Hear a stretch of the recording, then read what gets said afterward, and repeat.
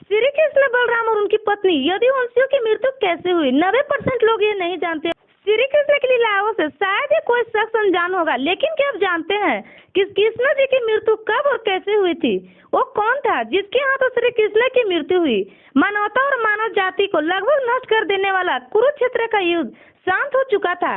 अपनी जीत पर पांडव खुश नहीं थे, बल्कि युद्ध से हुई तबाही को देखकर उनका मन बहुत ही विचलित था। युद्ध के बाद श्री कृष्ण पांडव के साथ गांधारी और धृतराष्ट्र के पास बेटे दुर्योधन की मौत पर शोक जाहिर करने और क्षमा मांगने पहुंचे। दुर्योधन का खून में लथपथ शरीर और अंधे माँ बाप के आंसुओं की बाट से पांडव का भी दिल भर आया था।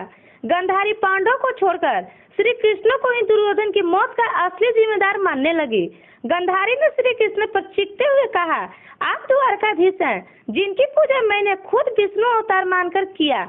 क्या आप अपने किए पर जरा भी शर्मिंदा हैं?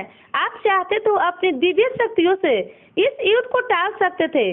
बेटे की मौत पर आंसू बहाने वाली माँ का दुख तुम खुद अपनी माँ देवकी से जाकर पूछो, जिसने अपने 7 बच्चों को अपनी आंखों के आगे मरते देखा है। इसके बाद गांधारी कृष्ण को श्राप देते हुए कहा कि भगवान विष्णु के प्रति मेरी आस्था सच्ची रही तो आज से ठीक 36 वर्ष बाद तुम भी इस धरती पर जीवित नहीं रहोगे। द्वारका तबाह हो जाएगा और यादव वंश का हर इंसान एक दूसरे के खून का प्यासा हो जाएगा।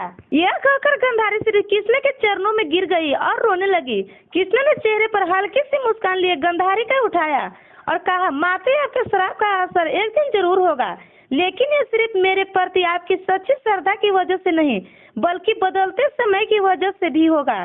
कहते हैं कि गांधारी का यही श्राप यादव वंश का विनाश और भगवान कृष्ण की मृत्यु का कारण बना।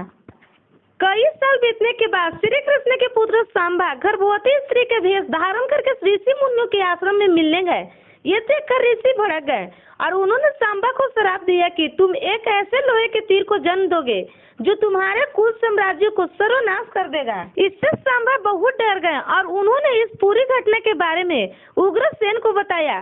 सांबा को इस श्राप से बचाने के लिए उग्रसेन ने कहा कि वे एक तीर का चूर्ण बनाकर उस प्रभास नदी में प्रवाहित कर दे। ऐसा करने से वे श्राप मुक्त हो जाएगा। जिस इलाके में इस चूर्ण को जमा किया गया था वहाँ एक खास प्रकार की घास उगाई थी। यह देखकर उग्रसेन ने कहा कि यादव राज्य में किसी भी प्रकार के नशीले पदार्थों का उत्पादन और वितरण नहीं किया जाएगा। इसके बाद द्वारका में कुछ बेहद अशुभ संकेत देखे गए, जिसमें सुदर्शन चक्र, श्री कृष्ण का शंख, उनका रथ और बलराम के हल अदृश्य हो जाना शामिल है। द्वारका में अपराध और पाप बढ़ने लगे थे। यह देखकर श्री कृष्ण परेशान हुए और उन्होंने अपनी प्रजा से प्रभास नदी के तट पर जाकर पापों का प्रायश्चित करने का आग्रह किया। द्वारकावासी वहां जाकर मदिरा के नशे में चोर एक दूसरे से लड़ने लगे। गांधारी के श्राप के अनुसार यादव वंश सभी लोग आपस में लड़कर मर गए। यह घटना को देखकर बलराम बहुत चिंतित हुए और वह समुद्र में जाकर अपना शरीर त्याग दिए और शेषनाग में अवतरित हो गए। इस घटना के कुछ समय बाद श्री कृष्ण एक पेड़ के नीचे योग समाधि ले रहे थे। इसी दौरान जरा नाम का एक शिकारी वहां हिरण की तलाश में आ गया। जरा ने कृष्ण के हिलते हुए पैरों को हिरण समझा और तीर चला दिया। इसके बाद शिकारी श्री कृष्ण के पास पहुंचा और अपनी गलती के लिए क्षमा मांगने लगा।